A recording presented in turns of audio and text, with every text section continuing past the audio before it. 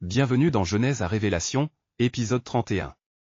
Aujourd'hui, nous explorons un moment décisif dans l'appel de Moïse, quand les excuses rencontrent les miracles divins. Dans Exode 4, 1-17, nous voyons Dieu répondre patiemment aux doutes de son serviteur choisi.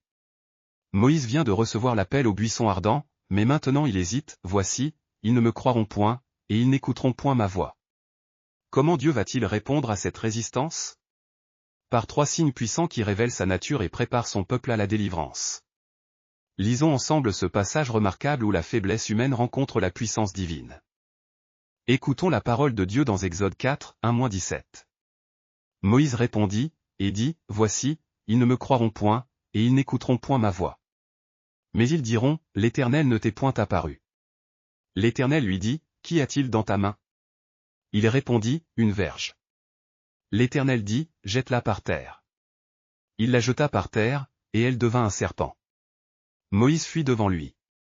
L'Éternel dit à Moïse, étends ta main, et saisis-le par la queue. Il étendit la main et le saisit, et le serpent redevint une verge dans sa main. Puis Dieu donne un second signe avec la main de Moïse, et un troisième avec l'eau du Nil. Malgré ces prodiges, Moïse continue à résister, provoquant finalement la colère de Dieu qui lui donne Aaron comme porte-parole.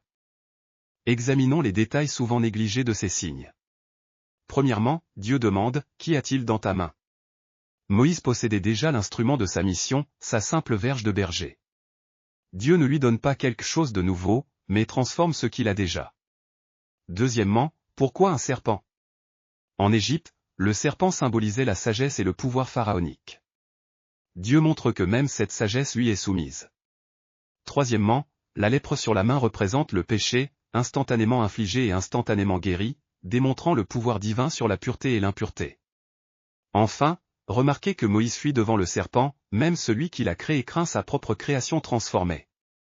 Ces détails révèlent que Dieu utilise des symboles familiers pour communiquer des vérités profondes. Ces signes révèlent des changements théologiques profonds. Du doute à la preuve, Dieu ne condamne pas les questions de Moïse mais y répond par des démonstrations tangibles. De l'excuse à l'équipement, chaque objection de Moïse devient une occasion pour Dieu de révéler sa provision. De la résistance à la colère divine, le verset 14 nous dit que la colère de l'Éternel s'enflamma contre Moïse. La patience divine a des limites quand nous persistons dans la désobéissance. De la solitude au partenariat, Dieu pourvoit Aaron, montrant qu'il n'abandonne jamais ses serviteurs. Ces signes ne sont pas simplement des tours de magie, ils révèlent le caractère de Dieu et préparent Israël à reconnaître son messager. Observons cette scène à travers les yeux de la création. Regarde, agneau. Cette verge devient comme moi, puis redevient bois. L'homme fuit devant sa propre création transformée. Comme c'est étrange, serpent. Dieu utilise même ta forme pour révéler sa puissance. L'homme a peur de ce que le Créateur contrôle parfaitement. Oui. En Égypte, ils pensent que nous représentons leur sagesse. Mais ici, nous voyons que toute sagesse appartient au Très-Haut.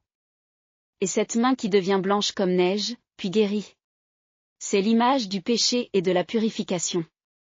L'homme a tant de privilèges, pourtant il résiste encore à son Créateur. La création gémit en voyant l'homme douter de celui qui fait des prodiges pour le rassurer. Quelle application pour nous aujourd'hui ? Premièrement, Dieu utilise ce que nous avons déjà en main. Comme Moïse avec sa verge, nos talents ordinaires deviennent extraordinaires dans les mains de Dieu. Deuxièmement, nos doutes ne disqualifient pas l'appel divin, mais Dieu y répond par sa révélation progressive. Troisièmement, résister persistamment à l'appel de Dieu provoque sa colère, mais remarquez qu'il pourvoit toujours une aide, Aaron pour Moïse, l'Esprit Saint pour nous. Quatrièmement, ces signes préfigurent Christ, le serpent élevé pour la guérison, la purification du péché, l'autorité divine manifestée. Comme Moïse, nous sommes appelés à faire confiance aux signes que Dieu nous a déjà donnés et à avancer dans l'obéissance, même avec nos faiblesses. Prions ensemble. Père Céleste, comme Moïse, nous avons parfois peur de ton appel sur nos vies. Pardonne nos doutes et nos excuses. Aide-nous à reconnaître que tu utilises ce que nous avons déjà en main pour ton royaume. Transforme nos faiblesses en force, nos doutes en foi. Quand nous résistons, que ta patience nous ramène à l'obéissance. Merci de pourvoir toujours l'aide dont nous avons besoin. Que les signes de ta puissance dans nos vies témoignent de ta gloire. Au nom de Jésus, notre grand libérateur. Amen. Que cette étude fortifie votre foi et votre courage pour répondre à l'appel de Dieu. À bientôt pour notre prochaine exploration biblique. Abonnez-vous pour plus de contenu d'études bibliques.